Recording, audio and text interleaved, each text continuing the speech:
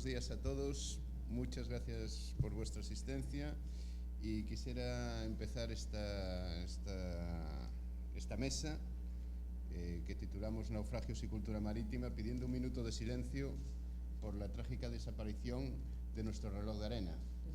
Pero bueno, como es un reloj y el tiempo no le importaba demasiado, lo vamos a dejar en 5 segundos de silencio por un clásico de esta conferencia que lamentablemente nos ha dejado esta noche. Vamos a empezar nuestra mesa, la mesa que hemos preparado, vamos a desarrollar un tema que yo no entiendo por qué resulta tan fascinante para la población en general. Yo creo que es algo que está metido en la psique del ser humano, y es el tema de los naufragios. Cuando hablas de naufragios a cualquier persona, enseguida a todo el mundo se interesa, ¿no? Cosa que no pasa con los accidentes de autobús, por cierto. Lamentablemente es un chiste muy mal traído porque lamentablemente hoy han muerto 42 personas en Burdeos, en Francia, en un choque de un autobús contra un camión. Pero en fin, es verdad, eso ocurre, ¿no? Hablas de un accidente de autobús, aunque, repito, no es el momento más adecuado, pero sin embargo eso nos llama la atención. En cambio, un naufragio a todo el mundo despierta el oído. La que pasa por ser la primera novela, dicen, escrita por el ser humano, al menos en el Egipto clásico, es la historia de un naufragio, ¿no? Y todos recordamos la película más taquillera que ha habido, o el film de Hollywood más taquillero que ha habido, o uno de los más taquilleros, que era Titanic, y todo el mundo iba a verla, y todo el mundo sabía cómo acababa la película, ¿no? Pero, sin embargo, sigue siendo algo que al ser humano le fascina, y yo todavía no entiendo por qué. Puede ser la fatalidad, ¿no? La lucha del hombre contra los elementos, el saber que, igual que nosotros, de esta aventura no vamos a salir con vida. Eso es posible que sea algo que tengamos muy metido en nuestro psique y que fascine tanto a la población en general, al ser humano en concreto, en su generalidad. Y entonces, bueno, en esta mesa rodeado de cachupines, y yo mismo que lo soy, pues nos toca hablar sobre eso, sobre naufragios. Y tenemos con nosotros, yo creo que a dos magníficos ponentes, como Jesús Calero y Javier López, que muchos de vosotros, o si no todos, los conoceréis, y que van a desarrollar temas tan fascinantes como, en primer lugar, la lucha contra una de las lacras que sufre nuestro patrimonio cultural subacuático, el patrimonio cultural subacuático común de todos los que estamos aquí, por cierto, que es la lacra de los cazatesoros, la lucha contra estos depredadores de nuestro patrimonio, de nuestra herencia cultural, y por otra parte el legado que estas centenares de años de vida en común pues nos ha dejado bajo las aguas, y que es algo que hoy en día estamos en la capacidad y además en la obligación de investigar y de conocer. Vamos a empezar con Jesús Calero. Jesús Calero es un periodista, un licenciado en periodismo por la Universidad Complutense de Madrid. Es sin duda el periodista en español en referencia en patrimonio cultural subacuático. Es la persona que más esfuerzos y más ingenio ha desplegado a la hora ya no solo de defender nuestra herencia cultural, sino también a la hora de popularizarla, de darla a conocer. Yo le tengo que agradecer artículos magníficos que ha escrito sobre algunas de nuestras actividades que no han sido superados hasta el momento, tanto en didactismo como en reivindicación, ¿no? de esa conservación. Y Jesús nos va a hablar precisamente de uno de los retos que tiene la arqueología subacuática. Tampoco nos podemos cegar en pensar que es el único reto. La arqueología subacuática tiene muchos retos y muchos frentes de batalla abiertos, pero no hemos de obviar, por otra parte, que la lucha contra el fenómeno de los cazatesoros, de la rentabilidad económica a partir de la destrucción de nuestro patrimonio, pues es uno de las grandes tareas, de las grandes batallas que todavía no hemos ganado. De las grandes guerras. Hemos ganado muchas batallas, pero la guerra en absoluto está ganada.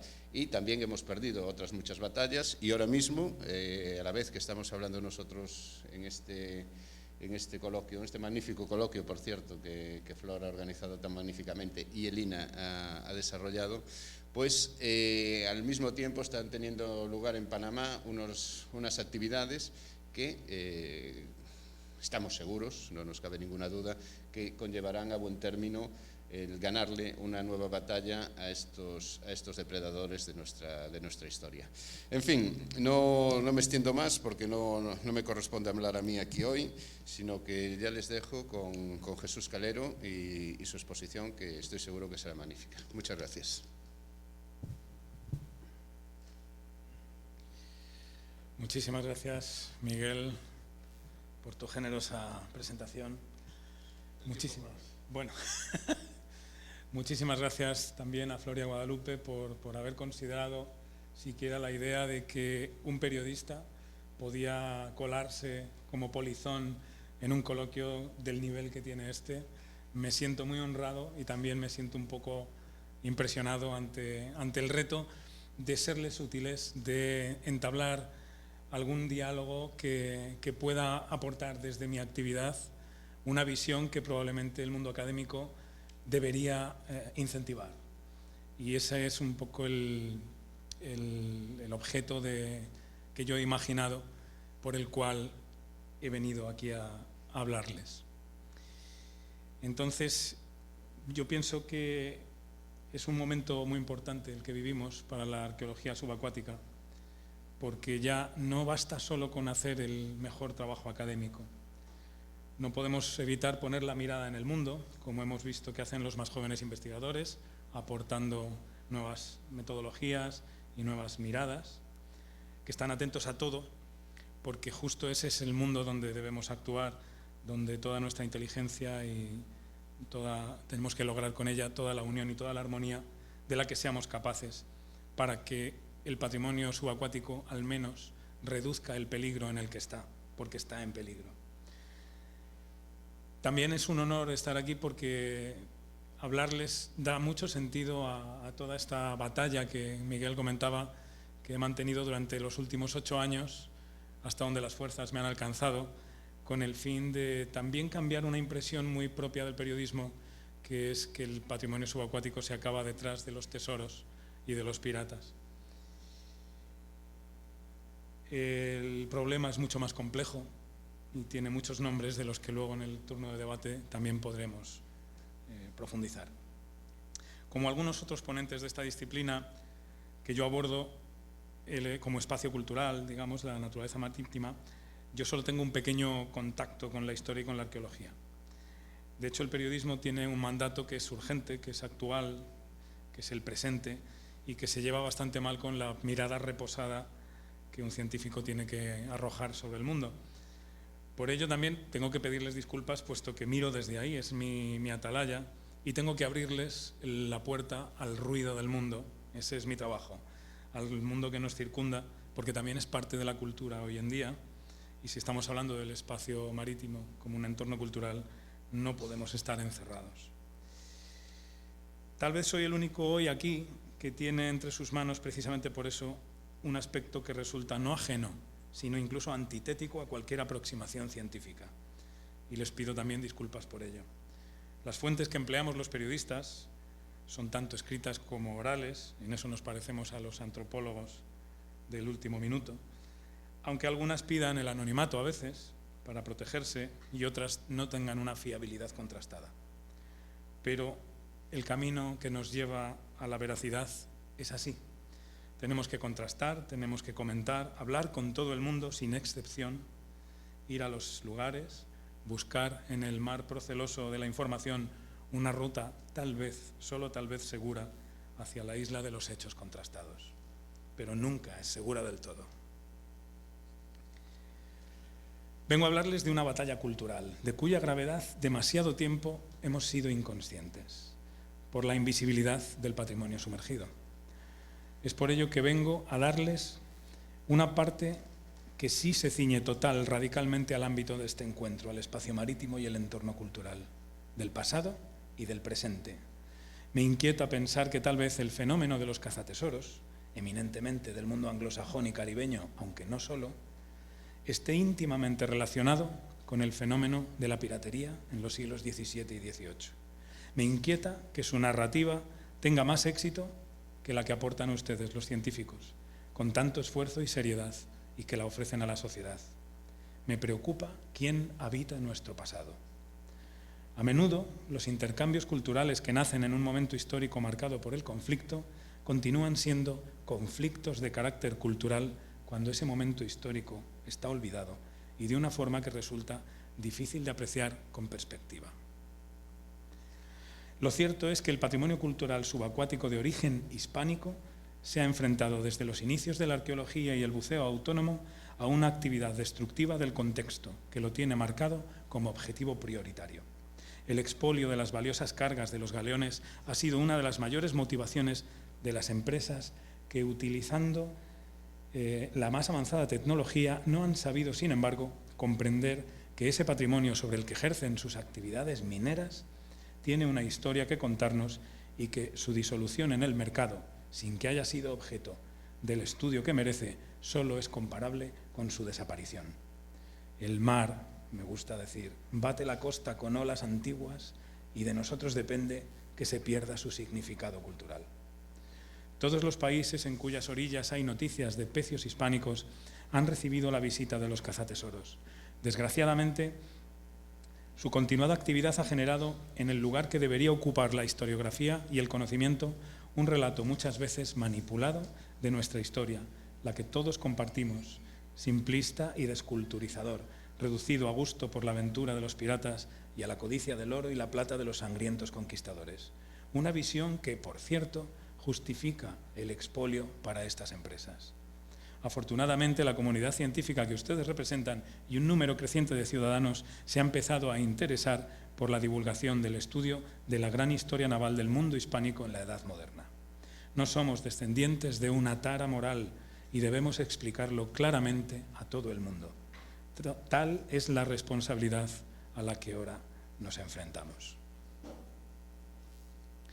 Vengo aquí, por tanto, como un profesional de la comunicación, precisamente a eso, a poner el acento en lo que ha supuesto la divulgación del estudio del patrimonio y la denuncia del destructivo empeño de los cazatesoros en un caso reciente y muy revelador, el del galeón San José hundido en aguas de Panamá en 1631 junto a la isla Contadora, después de haber chocado con un bajo que no estaba cartografiado y que desde entonces se llama como el galeón con el que acabó.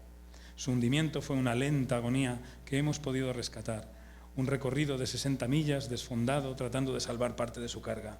Solo murió un marinero y fue porque quiso echarse al agua con la talega llena de monedas y olvidando que no sabía nadar. Así es la verdadera codicia, tomar el oro y olvidar, porque nos ciega. El del San José es un caso entre muchos, pero no un caso más. Entre las muchas singularidades que ofrece su expolio destaca el hecho de que el país del canal fue uno de los primeros firmantes de la Convención UNESCO, suscrita allí en 2003 y en vigor desde 2009. Por ello se establece un conflicto directo cuando firman un contrato de explotación comercial de un pecio histórico expresamente prohibido por los criterios que animan la Convención. Es más que una contradicción.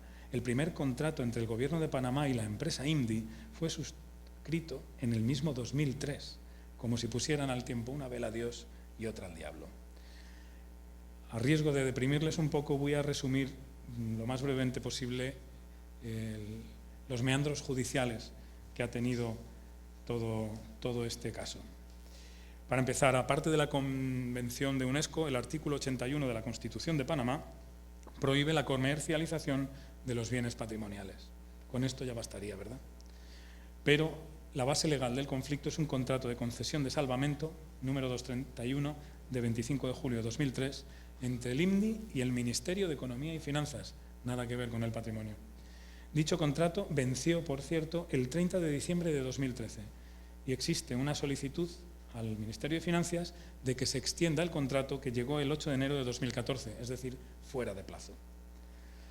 En esos años primeros hubo una actividad sorda, no se sabe lo que hicieron, pero basándose en ese contrato, la Dirección Nacional de Patrimonio Histórico panameña extendió en una resolución la autorización para alargar la explotación del galeón San José por 2 años hasta julio de 2015. Caducaba hace 3 meses. Después, la misma instancia lo alargó hasta 2018. Otra irregularidad. Este contrato de 2003 con IMDI le da unas coordenadas de explotación en el Océano Atlántico, mientras que el galeón San José se encuentra en aguas del Pacífico. Ello también anularía la validez del contrato. Pero la resolución de patrimonio de 2013 amplía las coordenadas para la explotación en el Pacífico, con lo cual podrían moverse en todas las aguas panameñas. Esa resolución que se le concede a IMDI le propone algunas cláusulas, digamos, de control, pero en ningún caso se ha hecho una inspección en el campo que estipula ese contrato. Y es más, en mayo y junio de 2014, justo antes del cambio de gobierno, después de que ese gobierno hubiera perdido las elecciones, hicieron un reparto de los bienes que ya estaban rescatados hasta el momento entre Patrimonio y la empresa IMDI. A Panamá, bueno, violó todos los protocolos que ya estaban pactados en el contrato, por cierto. A Panamá le tocó lo peor de todo lo rescatado. Por ejemplo, la barra de plata de 52 libras, que al final acabó en manos de Panamá y que casi no tiene valor arqueológico, cuando el contrato dice que lo que tenga valor arqueológico es para el Estado, se la cambiaron a última hora por 500 monedas. Durante el reparto no hubo ningún perito capacitado por parte del Estado y se empleó un programa informático para hacer aleatorio el reparto de las monedas que no estaba homologado por el gobierno. Y luego hicieron el cambio de la barra de plata. Durante el reparto, IMDI exigió además el pago del coste de sus operaciones. Dicho informe de costos no fue auditado y además el Patrimonio de Panamá no había solicitado sus servicios. La empresa, como sería de esperar, ha concentrado todos sus esfuerzos en el salvamento de objetos de valor comercial, dejando a un lado los objetos de valor exclusivamente arqueológico y no excavando pues, ni cañones ni piezas de máximo interés. De hecho, el equipo de personas contratadas por IMDI, que se conoce, para llevar a cabo todas sus actividades, tanto las tripulaciones de los barcos como sus asesores, son reconocidos cazatesoros vinculados con la industria desde la época original de Mel Fisher y de otras compañías de Florida, donde tienen su base y contrasta este tipo de personal con cualquier personal académico. Ellos están utilizando en estos momentos dos barcos, el Sea Reaper 3 y el Blue Water Rose.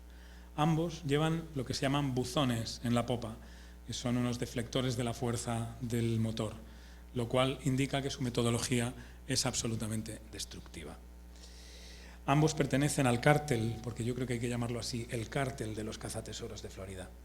Para los que no sepan, estos buzones enfocan toda la fuerza de la hélice al suelo y rompen todo el contexto, eliminan toda la arena y solo dejan lo que es metálico. Existe en estos momentos un portal de internet donde se anuncia la certificación de objetos rescatados del San José. Los logotipos del Ministerio de Finanzas y de Patrimonio de INAC panameños figuran en la página de este sitio. Hasta marzo de 2014, IMDI había reportado unas 5.000 monedas recuperadas, además de una docena de piezas de oro.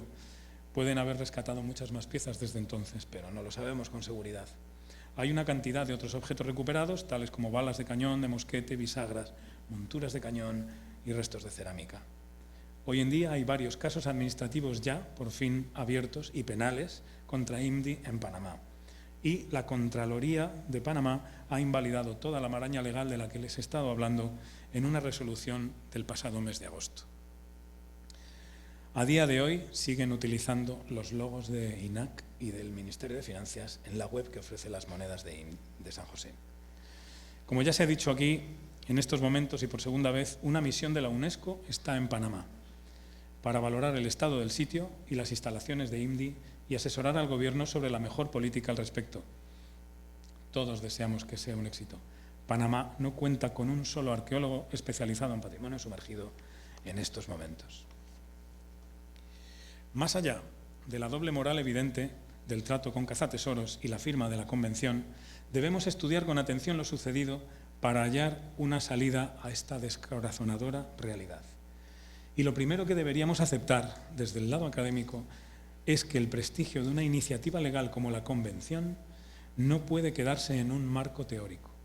Si la protección del patrimonio subacuático tiene para el Estado un componente meramente teórico que no se acompaña con trabajos concretos ni se confronta con resultados, lo que tendremos será una desprotección efectiva del patrimonio.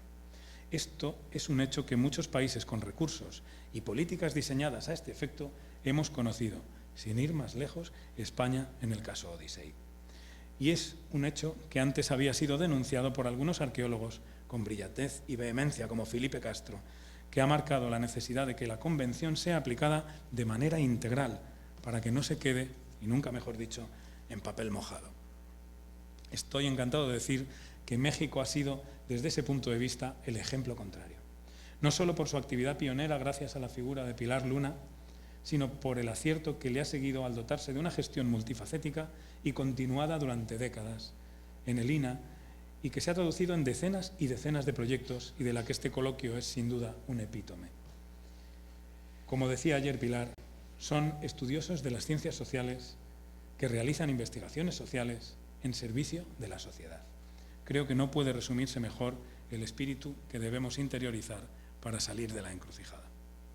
Volvamos a Panamá, donde el galeón San José ha sido víctima de ese riesgo inherente a la inacción y a la incuria. El Estado son los hombres que lo integran, y los funcionarios pueden ser demasiado humanos, imperfectos, incluso venales. Tras un somero estudio de la trayectoria y estructura empresarial de INDI, no puede decirse otra cosa que es una compañía diseñada para ejercer un lobby sobre los eslabones más débiles del sistema, aunque también sobre los más fuertes, con el fin de penetrar la muralla de la ley por pasadizos prácticamente incontrastables.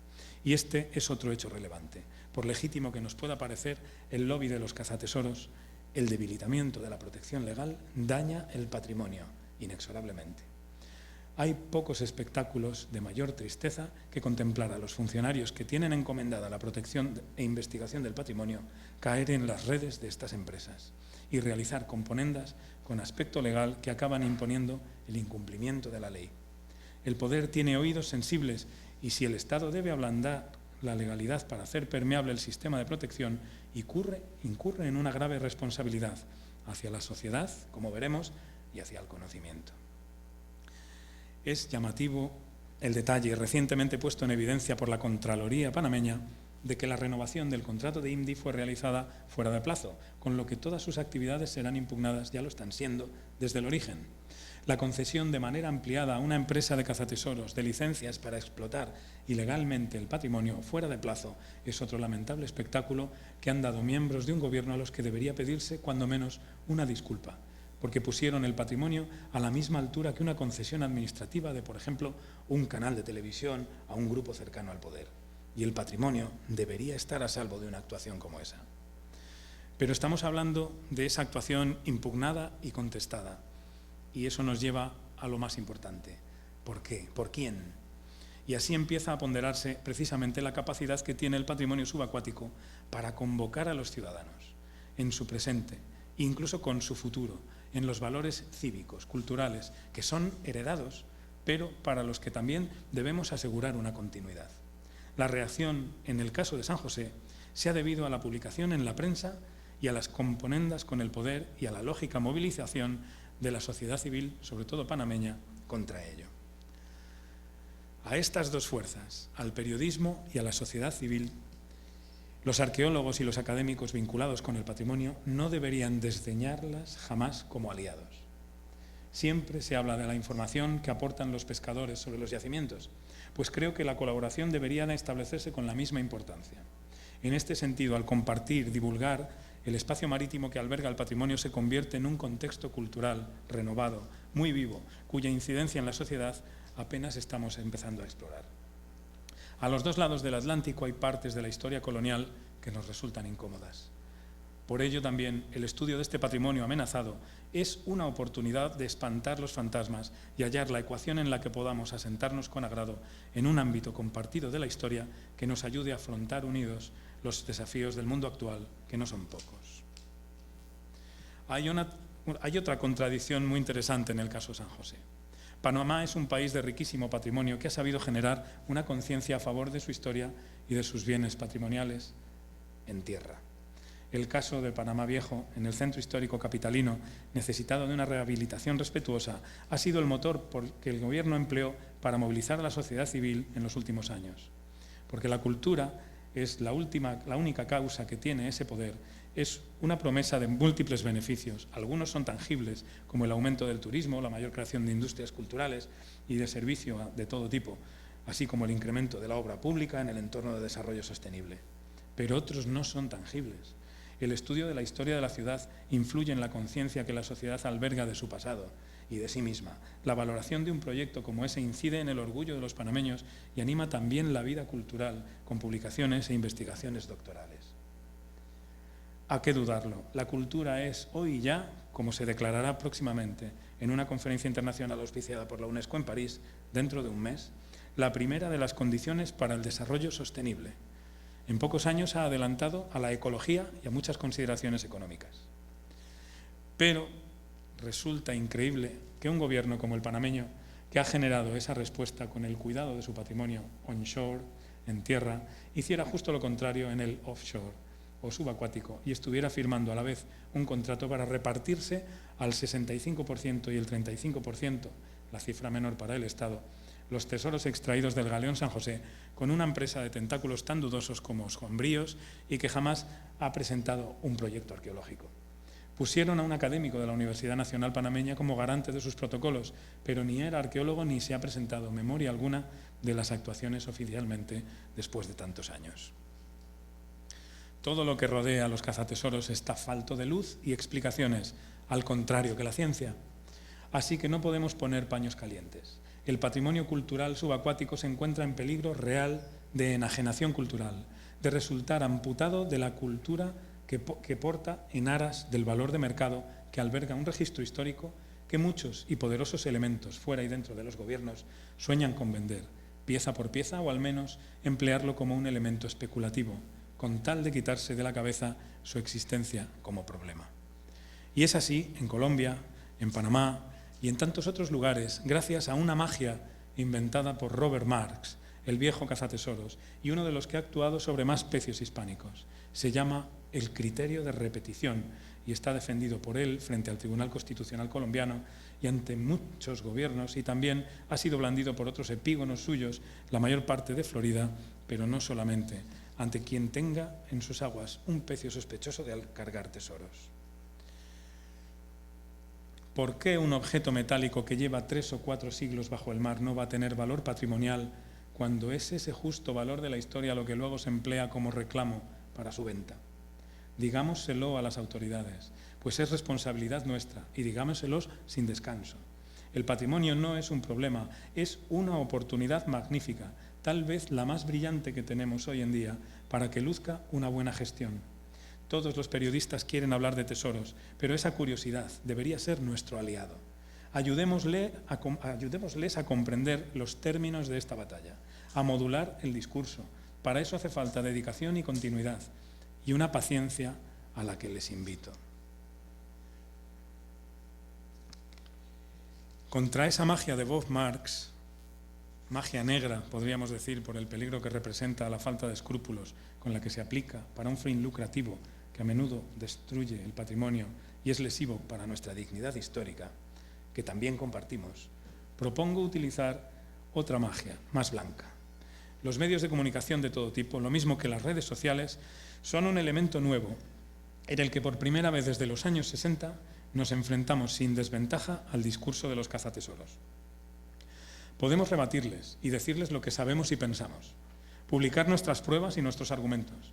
Ellos susurran a los poderosos para que tomen decisiones a oscuras y nosotros podemos enfocar su secretillo con la luz que nos dan ustedes los científicos y sumamos la vigilancia que aporta la sociedad civil, ante quienes todos, como apuntaba Pilar Luna también, rendimos cuentas. Es un camino para iluminar al menos parte de esa oscuridad. La magia del periódico es que moviliza a la opinión, corre y hasta vuela de boca en boca, como ocurrió con el caso del San José. El diario Estrella de Panamá, como hemos visto, y ABC abrimos fuego. En España, gracias a una información adelantada por un abogado, José María Lancho, que colabora también con nosotros y que había contactado con la red de la sociedad civil panameña, activa e indignada desde que IMDI y el Gobierno hicieron el reparto en mayo de 2014. Y después también en nuestro blog Espejo de Navegantes, en este blog en el que queremos convertirlo en un lugar abierto, un ágora fiel a la defensa de la importancia cultural de la historia marítima, donde se reúnan los que quieran cambiar las cosas. Les daremos voz. La magia, esta magia blanca, funciona porque la protección teórica de un Estado, Panamá, por ejemplo, aseguraba que ese Estado aseguraba su patrimonio subacuático, dejó de ser teórica cuando los medios de comunicación denunciaron lo ocurrido con IMDI. El debate que se puso en marcha era de mucho calado y afectaba a la imagen del país del Istmo, que se puso en marcha justo en los días en que actuaba como anfitrión de una reunión de la OEA, si mal no recuerdo. Al publicarse ese debate, ha permitido también la llegada de esta misión de la UNESCO que hemos comentado, del Comité Técnico y Consultivo, que por cierto en sus siglas en inglés es STAB, que tiene una connotación de arma blanca muy propia para el caso, que ha enviado la UNESCO y que llegó ayer a Panamá, o antes de ayer, en su segundo viaje, para comprobar el estado del sitio y asesorar al Gobierno. También cuando se publicó la polémica, hubo una carta del Gobierno español en la que paradójicamente no se mencionaban ni las palabras Galeón ni San José. Fíjense cuánto cuidado que denota, en el fondo, el temor a internarse en un camino que debería, sin embargo, ser perfectamente transitable, sino que se ofrecía una vaga colaboración. Hubo otra carta del subdirector de Cultura de la UNESCO alertando contra las malas actuaciones realizadas sobre las consecuencias para un firmante de la Convención. Pero además, tarde o temprano, los medios dejamos de ser importantes, porque quien realiza el verdadero milagro es siempre esa parte que hablábamos de la sociedad civil, que se compromete mucho más allá de lo que la otra parte esperaría. En Panamá así ha sucedido y les traigo algunas noticias muy agradables.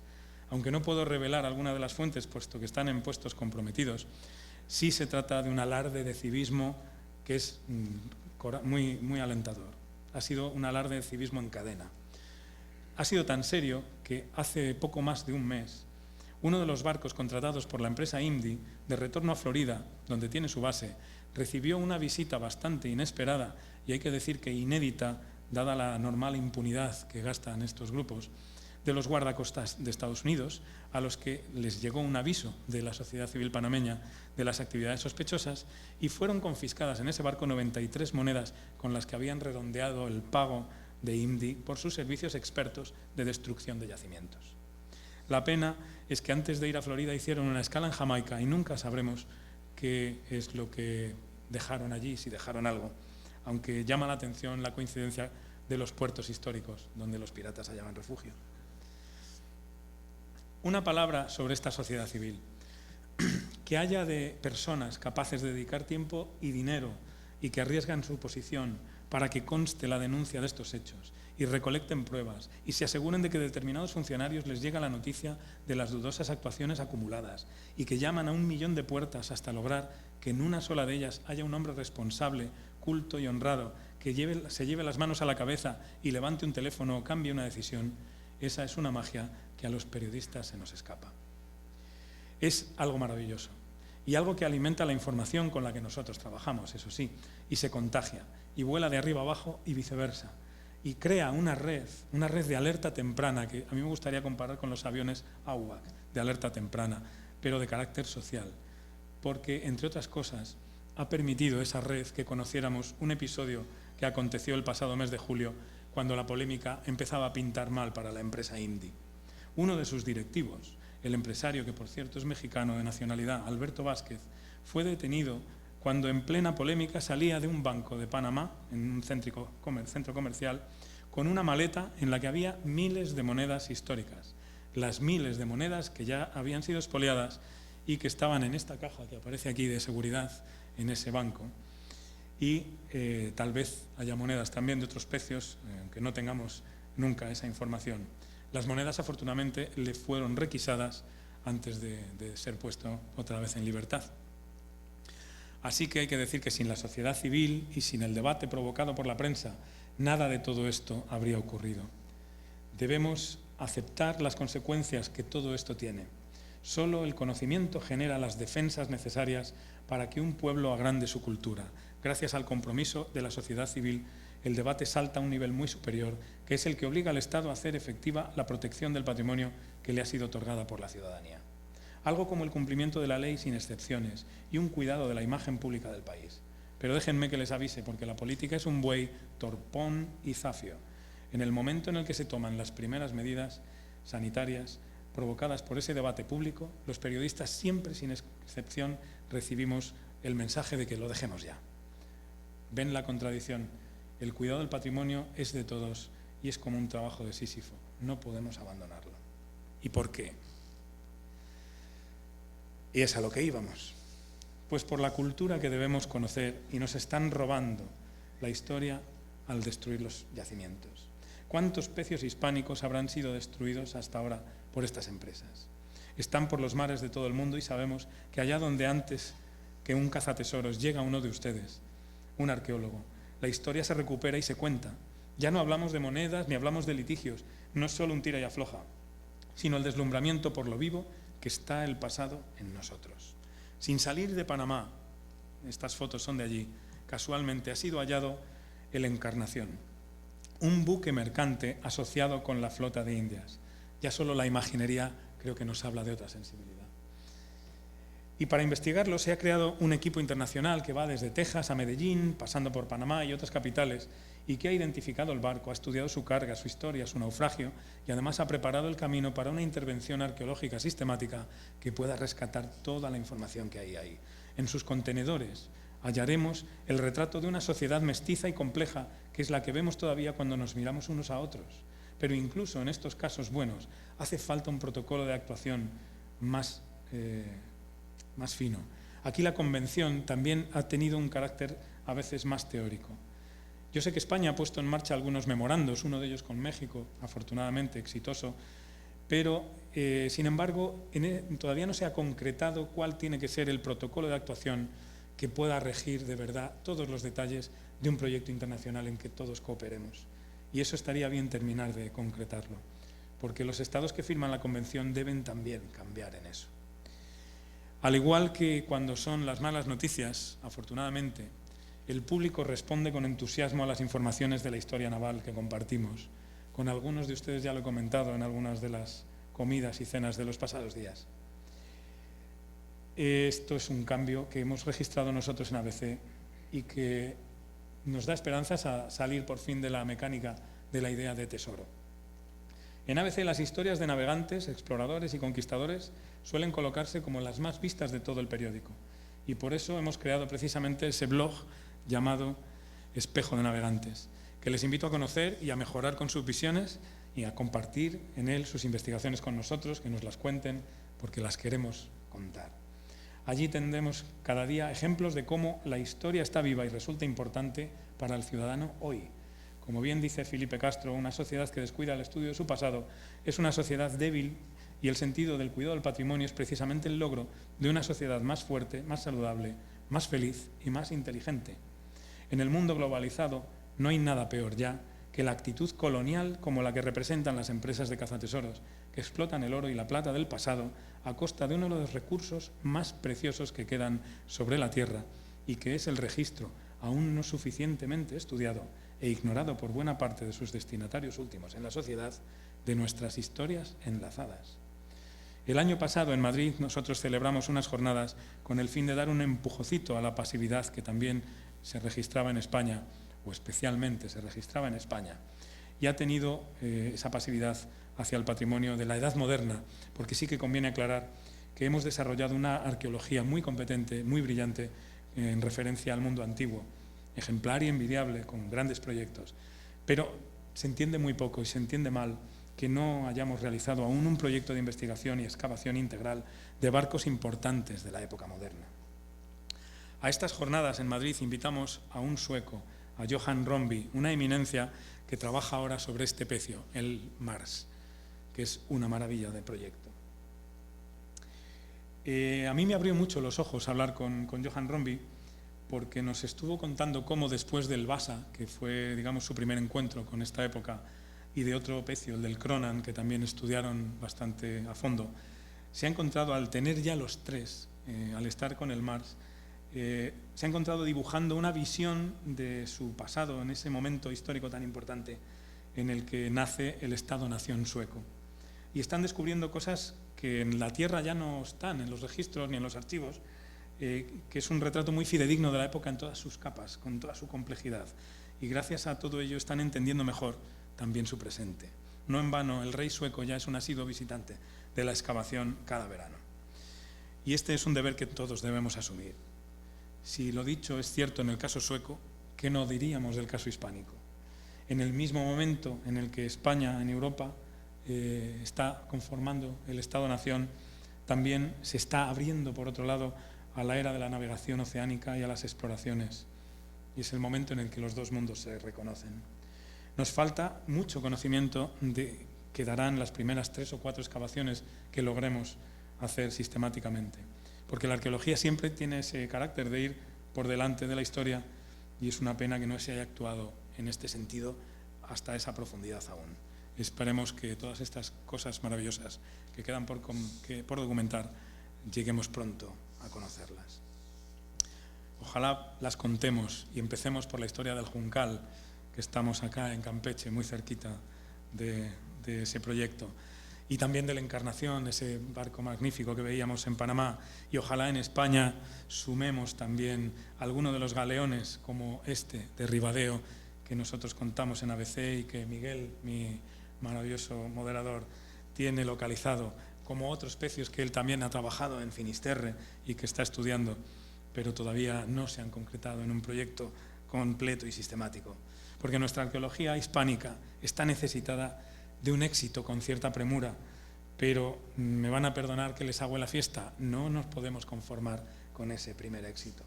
Lo que tenemos que lograr es precisamente múltiples trabajos que contesten de una manera contundente a esas empresas irrespetuosas con la visión del patrimonio que nosotros compartimos y que las sociedades a las que representamos necesitan mucho más y más urgentemente. Ojalá se emprendan varios proyectos, se publiquen, se divulguen pronto y pongan la excavación de varios buques seleccionados por importancia con el fin de comprender en su totalidad esa complejidad de la que vinimos, cómo fue posible que así fuera, para bien y para mal. Es lo que nuestro maravilloso patrimonio merece y lo que guarda. Si algo hemos aprendido es que solo terminando y publicando los trabajos, el estudio del patrimonio revierte de verdad a la sociedad.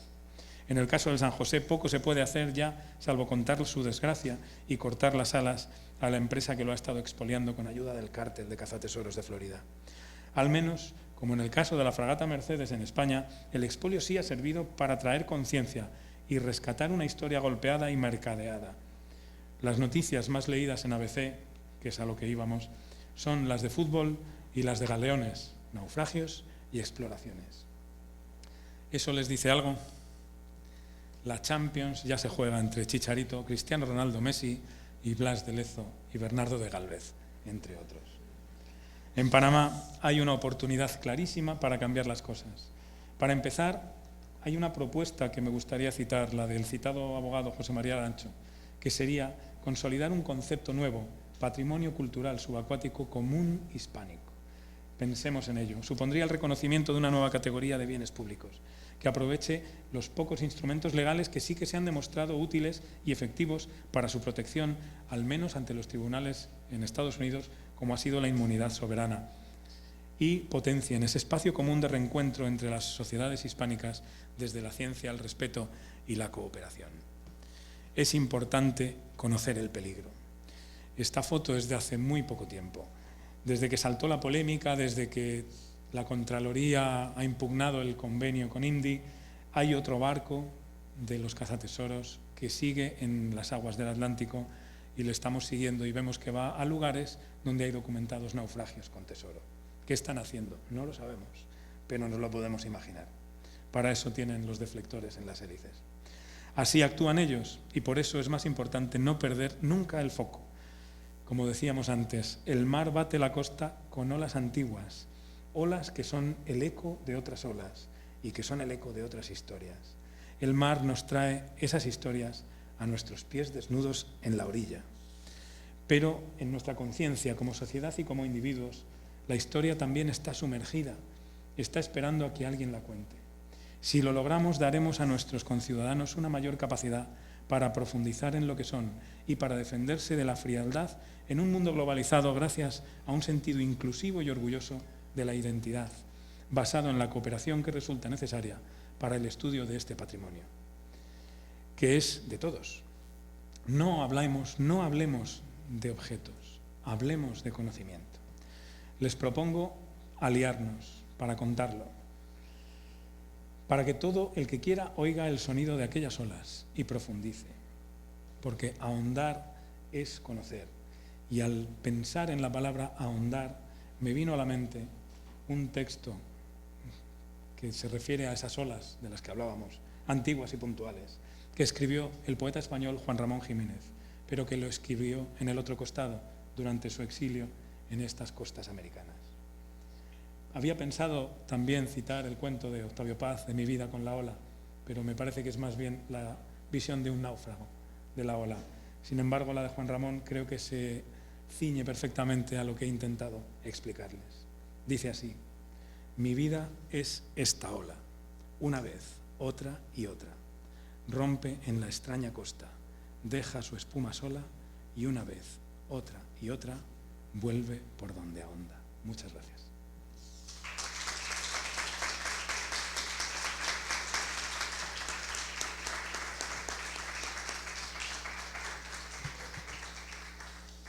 Muy bien, Jesús, muchas gracias por tu tan interesante ponencia, que estoy seguro que no ha decepcionado a nadie, como a mí tampoco me ha decepcionado. Se nota donde hay un profesional de la comunicación y los demás son bromas. Has apuntado una serie de ámbitos muy interesantes y de temas que nos deberían de llevar a reflexionar. Pero antes de nada, escuchándote a ti, escuchando la actividad de estos individuos que están atentando contra nuestro patrimonio, me vino a la cabeza una recomendación que el doctor Nigel Nyling, que es nuestro jefe del proyecto For Sea Discovery del paquete 2, que es el paquete de arqueología subacuática, dio la semana pasada a nuestros estudiantes en Madrid, los estudiantes del proyecto, respecto a estas compañías cazatesoros. Y lo repito aquí porque me pareció muy interesante, y como hay tanta gente joven, cual es una maravilla ver trabajando en este ámbito a tanta gente joven, dijo, bueno, tened mucho cuidado, y además lo decía en un tono muy serio y muy firme, con este tipo de compañías, porque son auténticos diablos, en el sentido de que en cualquier momento de vuestra vida profesional puede aparecer un señor con un fajo de dólares en la mano diciéndote, ven a trabajar con nosotros, necesitamos arqueólogos porque nosotros creemos en la arqueología, somos los mayores defensores del patrimonio cultural subacuático, somos estupendos y tal, y os vamos a dar una oportunidad para que vosotros nos mostréis el camino recto. Bueno, todo es mentira, ¿eh? Es algo que debemos de tener muy en cuenta, y yo sé que en muchas ocasiones podemos estar asfixiados de trabajo, podemos necesitar un incentivo, podemos tener familias que mantener, y esto es una tentación muy grande y de la cual tenemos que tener muy claro que un desliz en este campo puede arruinar la reputación de cualquiera de nosotros por siempre. Entonces es algo que me gustaría tener muy en cuenta. Y luego me ha encantado, como siempre, las referencias que has hecho tan acertadas a la sociedad que ha creado este patrimonio que hoy en día estudiamos, que es una sociedad mestiza, una sociedad compleja, una sociedad en la que todos hemos participado y que es además una actividad, esta de la arqueología, donde tenemos que volcar toda nuestra inteligencia y toda nuestra armonía, con el cual alcanzar un objetivo que ya hemos hecho, que ya hemos logrado y que ya ganamos hace 200 o 300 años, que es derrotar a los piratas, ¿no? Yo creo que entre todos podemos ser capaces, ya no vamos a necesitar amurallar ciudades ni crear trincheras o baterías, pero que sí que con una sólida defensa argumental, una sólida defensa en común de todos los países o de todas las naciones, de todas las razas y formas de pensar que hemos creado este patrimonio que hoy en día estamos estudiando en todos los mares del planeta, pues creo que entre todos tenemos que ser capaces de ganar esta nueva batalla. Y vamos, viendo lo que aquí hay en México, yo salgo mucho más entusiasmado y mucho más convencido de que esta tarea la ganaremos. Nuestro siguiente